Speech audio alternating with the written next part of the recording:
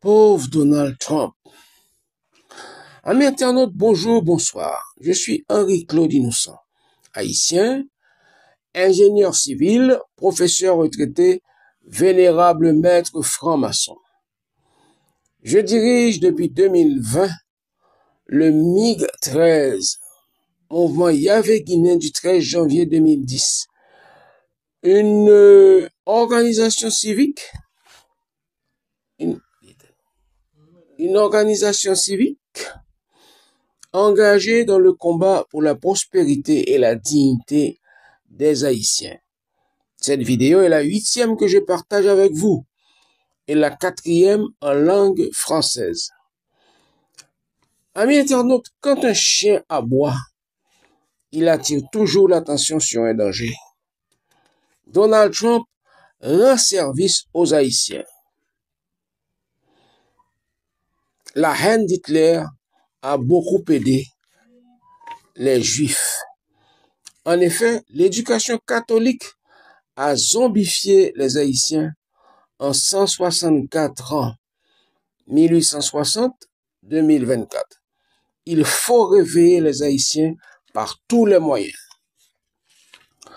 Donald Trump n'est ni éduqué, ni cultivé, ni courtois. Il est raciste, donc esclavagiste. Et un esclavagiste peut manger ses esclaves crus avec le contenu de leurs intestins. Ce qui est très différent de manger de la viande de chien. Les Turcs le font. De la viande de chat. Les ivrognes haïtiens le font. De la viande de rat. Les Asiatiques le font. Okay? De la viande d'âne. Les charcutiers industriels le font. Des ravets. Les Américains, des hippies américains l'ont fait devant la caméra dans le film des années 70, Amérique à nu. C'était un documentaire. D'accord? Donc, de manger des chiens, les Turcs le font. OK? Mais la misère de M. Trump ne s'arrête pas. La misère mentale de M. Trump ne s'arrête pas à son racisme. Donald Trump connaît l'histoire de Kennedy, John Fitzgerald Kennedy, qui a été consacré président en Haïti en juin 1949, plus de 10 ans avant son élection aux USA. Il sait également que la réélection de Bill Clinton s'est décidée en Haïti à l'initiative d'un ex-président haïtien. Et comme tout raciste, Trump a sous-estimé les Haïtiens, pensant qu'il peut acheter n'importe quel Haïtien, surtout un Hungan patriarche, à la denture absentéiste et les orteils qui n'ont jamais vu une paire de chaussures. Il voulait être réélu en 2020 et il a dépêché quelqu'un auprès du patriarche en question, avec 5 millions de dollars. Mais l'émissaire que Trump a choisi pour contacter le patriarche vaudouisant le patriarche vaudouisant à la denture clairsemée, cet émissaire-là a participé plusieurs fois dans un rituel, un sacrifice annuel organisé par les sages de Sion en Haïti pour enterrer vivant 7 fillettes, vierges, orphelines, de nationalités différentes. Et dans cette entreprise, les sages de Sion, leurs émissaires, sont assistés par des religieux haïtiens de toutes les confessions. Et le patriarche, naturellement, a conduit l'émissaire de Trump.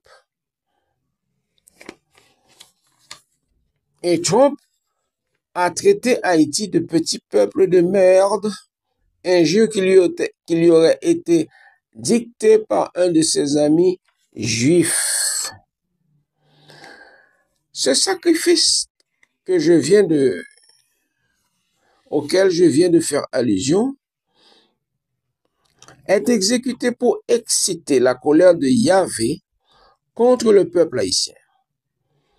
Le patriarche, évidemment, je le redis, aurait éconduit l'émissaire de trompe, parce qu'il ne se mêle pas à ceux qui pratiquent des choses de la sorcellerie, des rites sataniques, okay, pour des millionnaires blancs en Haïti. Donald Trump est le plus malheureux des personnes de race blanche ayant sollicité les services de mages haïtiens. Même Louis XIV a été bien traité par des Hongans haïtiens encore esclaves pour enterrer quelque chose en Haïti avant l'inauguration de Port-au-Prince, okay, comme capitale d'Haïti depuis 1749. Et dans le mot Port-au-Prince, le terme prince fait allusion à Louis XIV. L'endroit s'appelait, avant l'emplacement de Port-au-Prince, s'appelait Port de l'Hôpital. D'accord? Donc, en 1749, avant la proclamation de l'indépendance en 1804. Pourquoi les sages de Sion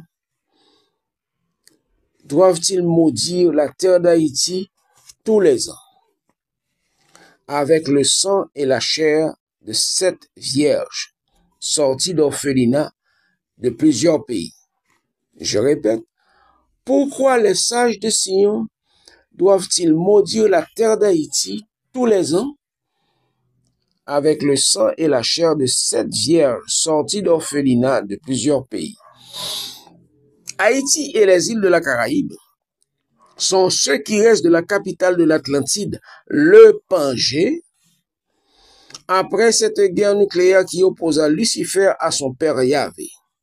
Cette guerre est connue comme le péché originel dans la Bible et le choc des titans dans la mythologie gréco-romaine. Dans cette guerre, Lucifer tue son père Yahvé. Yahvé meurt enseveli sous les décombres causés par des explosions atomiques dans la partie ouest de cette île que Colomb baptisa Hispaniola en 1492.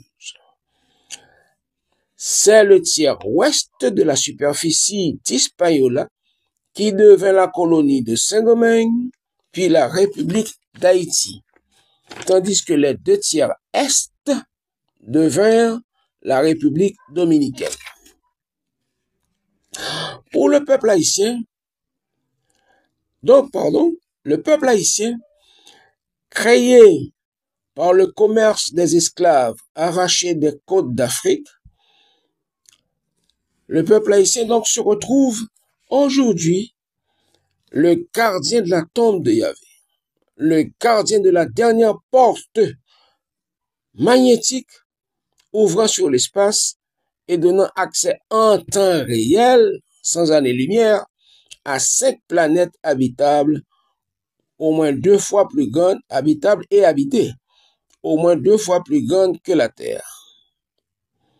Cependant, le plus irritant pour l'Occident raciste est la présence de l'arche d'alliance de Yahvé avec Moïse, déposé en Haïti au Xe siècle par des Éthio-Sémites, qu'on a surnommé la 13e tribu. Eh bien, cette 13e tribu regroupe les descendants de Ménélik Ier, qui se trouve être le fils de Salomon et de la reine de Saba. Ils communiquèrent en hébreu avec des prêtres espagnols et italiens, membres de l'exposition de Christophe Colomb en 1492.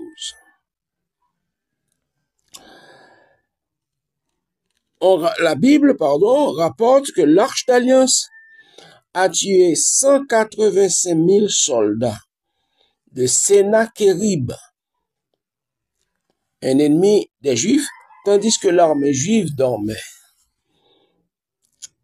L'arche d'alliance de Moïse avec Yahvé n'est pas une bombe à neutrons, sinon un canon à neutrons, réutilisable indéfiniment et sur mesure. Sur mesure, cela veut dire que vous avez une armée de 200 000 hommes devant vous, elle vous sert. Vous voulez tuer 8 personnes, elle vous sert. 20 personnes, elle vous sert.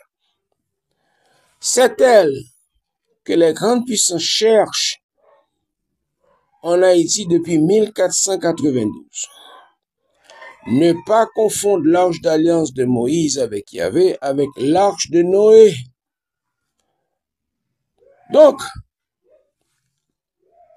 il faut maintenir les Haïtiens dans la crasse, dans la faim, l'analphabétisme, la discorde, pour que jamais ils ne puissent s'imaginer que leur pays est le nombril de la planète et non pas Israël. Israël est une imposture des sages de Sion, tout comme le Vatican est une imposture des sages de Sion.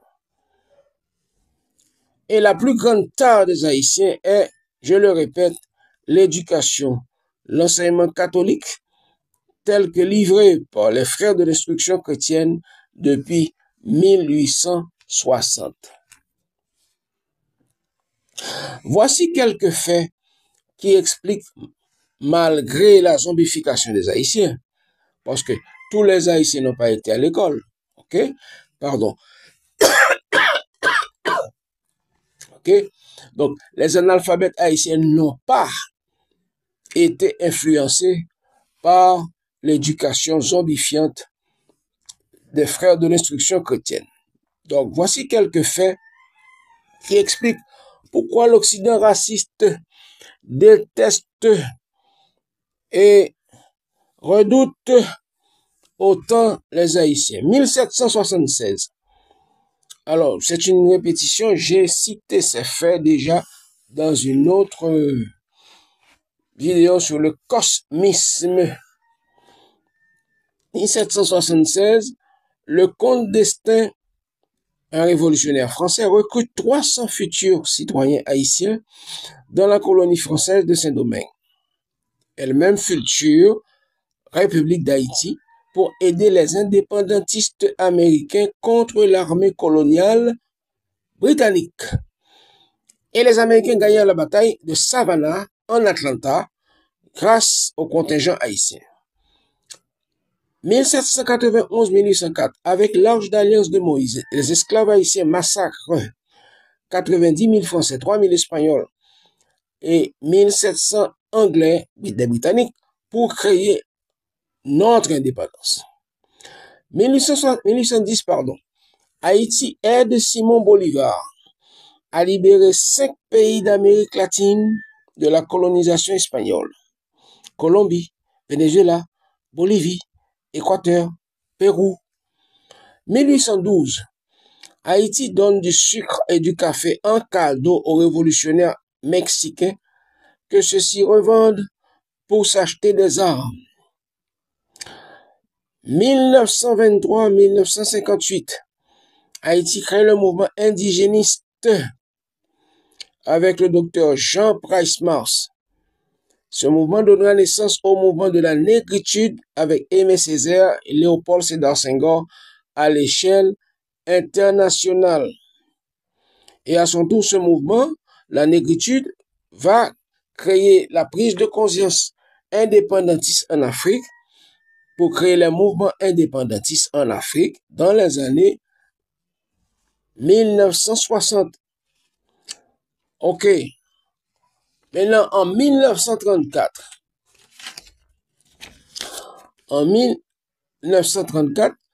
parallèlement aux manifestations dans les rues et aux plaintes par devant les institutions internationales, un Hungan haïtien, un magicien, recruté par Sténio Vincent, contribue à accélérer la fin de l'occupation américaine, 1915-1934, en guérissant le fils d'un amiral sur un navire américain mouillé dans la baie de Port-au-Prince. 1949, en juin, John Fitzgerald Kennedy est consacré président des États-Unis en Haïti, plus de 10 ans avant les élections présidentielles américaines qui allaient l'élire formellement. 1963, lors de la chute d'un vaisseau spatial extraterrestre, un OVNI, aux USA, la NASA a eu besoin de 2 Hongans haïtiens pour communiquer avec les 2 cosmonautes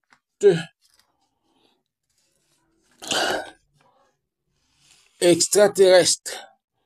Puis, on laissa mourir ces 2 cosmonautes extraterrestres par manque d'oxygène enrichi d'azote et de gaz carbonique, parce que leur peau était noire et leur nez aplati, alors que le dieu des blancs est blanc, au nez allongé. Les 2 Haïtiens eux-mêmes furent retenus aux États-Unis comme citoyens américains. 1983, Haïti vend la poudre à zombifier